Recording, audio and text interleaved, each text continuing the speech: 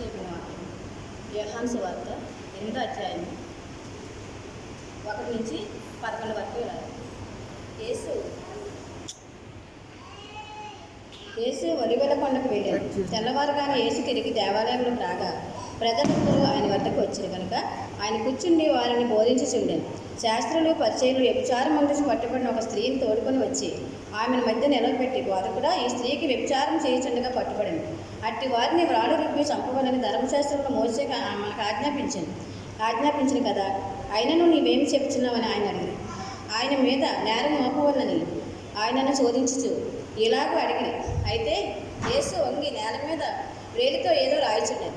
వారు ఆయనను పట్టువదలకు అడుగుచుండగా ఆయన తల ఎత్తి చూసి, మీలో పాపం లేనివాడు మొట్టమొదటి ఆమె మీద రాయి వేయమని వారితో చెప్పారు. మరలా వంగి నేల మీద రాయిచుండేది. వారి మాట విని పెద్దలు మొదలుకొని చిన్నవారి వరకు ఒకని వెంట ఒకడు బయటికి వెళ్ళారు. యేసు అక్కడే మిగిలేదు. ఆ స్త్రీ మధ్య నిలబడుచుండేది.